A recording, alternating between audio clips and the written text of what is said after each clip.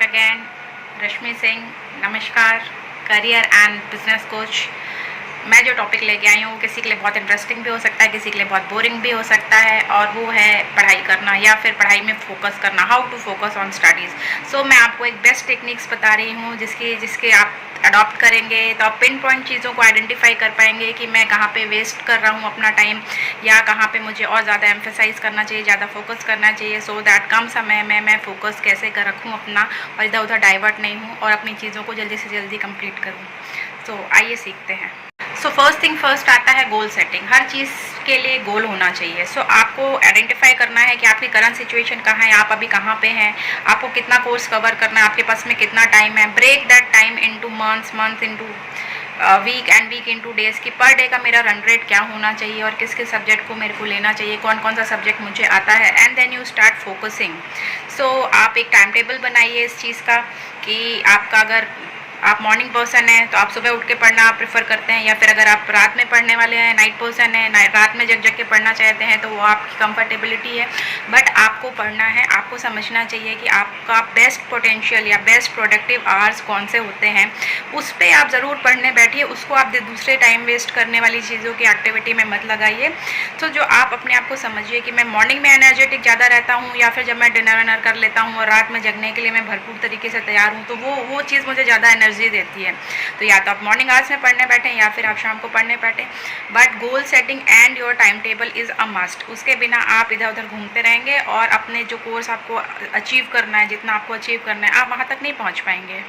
Next list में आता है फाइंड सूटेबल एनवायरनमेंट। देखिए, हमने दिमाग से, अपने मन से सारा चीज़ों को प्लान अप कर लिया कि ये मेरा गोल है, इतना मुझे रन रेट कवर करना है और ये मेरा टाइम टेबल है। नाउ मैं कहाँ बैठ के पढ़ाई करूँ, ये बहुत इंपॉर्टेंट चीज़ है। तो आपको एक कंफर्टेबल क्लीन जगह होनी चाहिए जिसमें आप बैठ सकें। सिटिंग पोजीशन बहुत अच्छी प्रॉपर होना चाहिए। ऐसा बोला भी जाता है कि अगर आप ईस्ट फेसिंग होके बैठे हैं तो आपको ज़्यादा जल्दी अच्छी तरह से चीज़ों को समझ में आता है। सो कंफर्टेबल पोजीशन में आप रहें, बट इतने भी कंफर्टेबल नहीं हो जाएं कि आप फिर लेज़ी हो जाएं और फिर आप सो जाएं। तो इस बात का ध्यान रखिए कि क्या क्या चीज़ें आपको ज़रूरी है, मिनिमम टू मिनिमम लें और उसके बाद में आप पढ़ाई स्टार्ट करें। अगर आप आज पढ़ाई करने बैठने वाले हैं तो पहले से ही एक चेकलिस्ट बना लीजिए कि मुझे अगर इस सब्जेक्ट पे पढ़ाई करनी है तो मुझे क्या क्या चीज़ों की ज़रूरत रहेगी, सो दैट आप बाद में जाके फंबल नहीं करें। अगर आपको किसी बुक्स की ज़रूरत है तो आप पहले से इसको प्रिक्योर करके रखें। अगर आपको ऐसा लगता है कि आपको नेट से कुछ जानकारी निकालनी, कुछ डॉक्यूमेंट बनाना है, तो अपनी बैटरी वगैरह सब पूरी तरीके से चार्ज रखिए, सो दैट कि अगर आप पढ़ने बैठें तो उस समय वहाँ पर नहीं हो कि अरे यार मेरे पास तो बुक ही नहीं है या फिर मेरी बैटरी चली गई, एंड जो पूरा आपका दिमाग आपने बनाया हुआ है, जितना आप मोटिवेटेड थे पढ़ाई करने के लिए कि आज तो मैं करके ही रहूँगा और आज मैं ये चैप्टर्स ख़त्म कर दूँगा, वो सारा फेल हो जाएगा। नेक्स्ट बहुत इंपॉर्टेंट चीज़ है कि डिस्ट्रैक्शंस को आप बाहर करिए। Social media, net, your phone calls, your Instagram, your Facebook, everything you have to shut it down। आपको वो चीज़ बंद करना पड़ेगा क्योंकि आपका दिमाग वहाँ लगा रहेगा। अगर आप अपने मोबाइल अपने पास में रखा और एक भी नोटिफिकेशन आ गया तो आपका पूरा जो आपने मन बनाया हुआ पढ़ने का या कंसंट्रेट कर रहे हैं पढ़ाई से, वो सारा कुछ ख़राब हो जाता है। और एक स्टडी के हिसाब से अगर आप का जो कंसंट्रेशन है वो अगर ब्रेक हो गया है तो इट टेक्स 15 मिनट्स कि आप उस लेवल पे वापस पहुंच पाएँ जहां से आपका कंसंट्रेशन ब्रेक हुआ था। So understand the gap, it is a long gap, it's a 15 minutes gap, and this is as per the study. So आप ऐसा कुछ भी चीज़ों को अपने आसपास मत रखिए। फ़ोन को बाहर करिए, अपने फ्रेंड्स को बोलिए don't call into me this hours, के बीच में फ़ोन नहीं करेंगे। फैमिली को बोल दीजिए कि ये मेरा स्टडी टाइम है, मुझे बीच में नॉक नहीं करेंगे कि चाय पीना है कि दूध पीना है, जो भी है you will help your self afterwards. वो हम सब चीज़ें बाद में भी कर सकते हैं या फिर आप पहले से ही करके बैठिए। सो जितने भी डिस्ट्रैक्शन पॉसिबल हैं उसको चेकलिस्ट पे अपने दिमाग पे रखिए और उसको सारे को बाहर करिए, and then you go for the studies.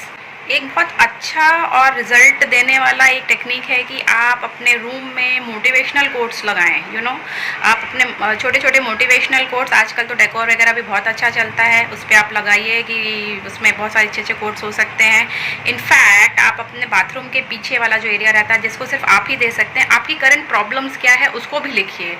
हमारे दिमाग में प्रॉब्लम्स रहती है, यार मेरे को लाइफ में ये बनना है, मैं ये अचीव करूँगा, वो अचीव करूँगा, सारा कुछ है, but that is all in your mind. और वो सब चीज़ें एक के ऊपर एक आते जाता है और वो कहीं नीचे दब जाता है। So make that your dream, your vision जो है आपका लाइफ में, उस चीज़ को प्रायोरिटी बनाइए। आप चाहते हैं कि ये कोई ना देखे, सो दैट अगर कभी आप फेल हो गए, नहीं अचीव कर पाए, तो आपको कोई ये ना बोल सके कि यार ये तो ऐसा था वैसा था, है ना। सो उसको अवॉइड करने के लिए बेस्ट वे है कि आप अपने बाथरूम का जो डोर है उसके पीछे तरफ में आप एक ये चेकलिस्ट बना सकते हैं जो आपकी करंट प्रॉब्लम्स की हो, आपके विजन्स की हो, आपके ड्रीम्स की हो, है ना, जो आपको पिंच करे कि नहीं मुझे पढ़ना ही है, मुझे पढ़ना ही है। और दूसरा, अपने एनवायरनमेंट को बेटर बनाने के लिए जो आपका रूम है उसके लिए बहुत अच्छे आप मोटिवेशनल कोट्स लगाइए। देखिए ये जो मैं आपको टेक्निक्स बता रही हूँ ये बहुत इफेक्टिव हैं और आप इसको करके देखिए, कंसंट्रेट करिए और आपको ज़रूर सफलता मिलेगी। सो जल्दी ही मिलते हैं। Thank you.